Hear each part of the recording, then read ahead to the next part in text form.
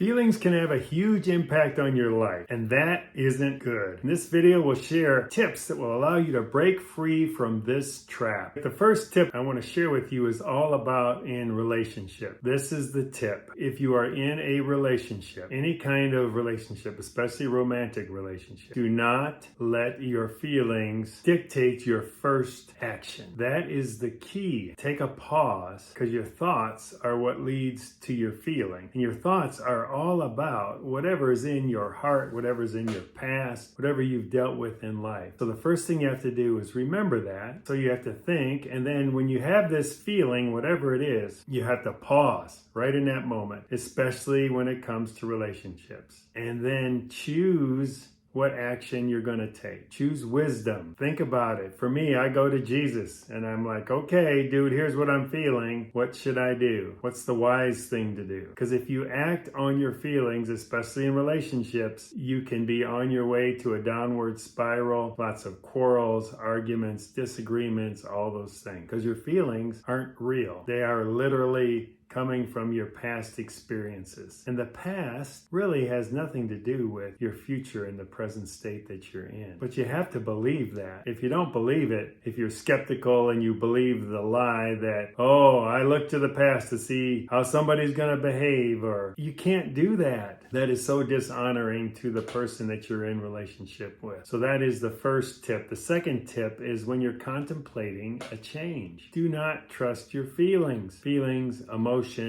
don't serve you well when you're contemplating some kind of change. And so the tip is, again, take that pause. Feelings will pass. I think it's 30 seconds. I don't remember exactly how long, but feelings will pass. So allow those feelings to pass and then think about the true impact of the change that you're going to make. Don't let your feelings, take your feelings out of it altogether as a starting point and just say, okay, I'm just going to get out a sheet of paper and I'm going to write the benefits of this change versus the pitfalls of this change, and just write them down on paper. Get it out of your head. Don't let your feelings take control, because really your feelings don't serve you, especially when you're making a big change. They do not serve you. And in general, I would say feelings don't serve you as far as wisdom goes, because feelings are not based on wisdom. They're based on, again, what's in your heart, what's been programmed into you over the years, your past experiences. But feelings will lie to you. I believe feelings come from the enemy. Feelings don't come from God in that sense. So that's my second tip when it comes to contemplating a change. Don't trust your feelings.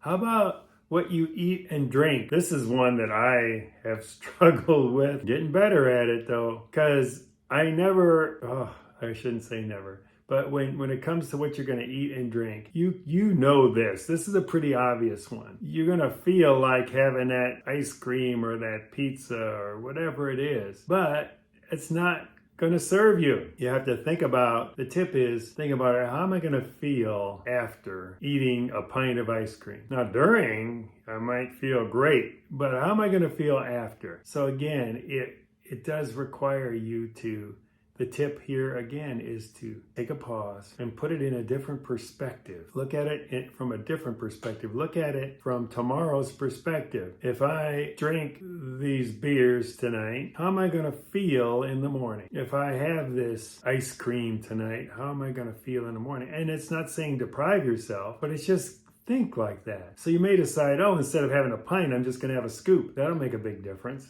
I'll just go scoop. I don't need the pint. Okay, so that's another tip. Another tip. How about when you get up on time or sleep in? What about those two things? What's the tip there? So the tip there is, again, you're not going to feel like getting up on time. Sometimes you do, but most of the time you're not going to feel like it.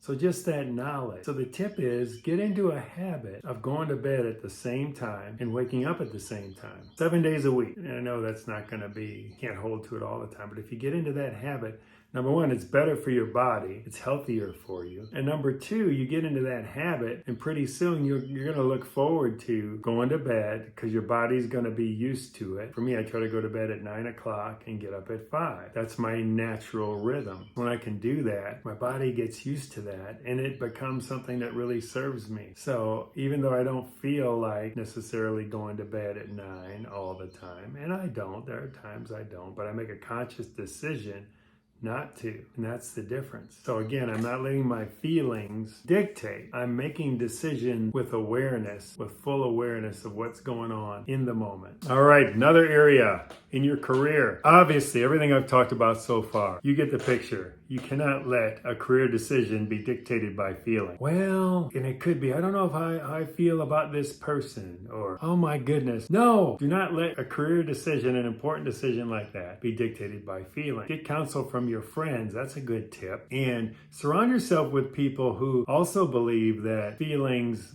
are not the way to make decisions, that feelings will lie. So you have to surround yourself with those kind of people. You have to read those kinds of things. You have to reinforce it so you know in your consciousness that feelings aren't the way to go. How about this area? Your current state, like what's going on in your life right now. Oh, I'm feeling lonely, or I'm feeling lost, or I'm just telling you that's a lie. The feelings will lie to you. They will cause you to go down rabbit holes. So the tip is, if you catch yourself using feelings to describe your current state, you have to capture those thoughts and turn them around. Go to gratitude. That's what I always tell my mom. She's 87 years old, and she gets sometimes she'll go down rabbit holes, and I'm like, Mom, go to gratitude. If you start going to gratitude anytime those feelings start coming your way, it'll be amazing, because you'll be able to shift almost immediately. Because with gratitude, you can't have any of those negative feelings take over for you. So you know that feelings are not real. And those are some tips for you.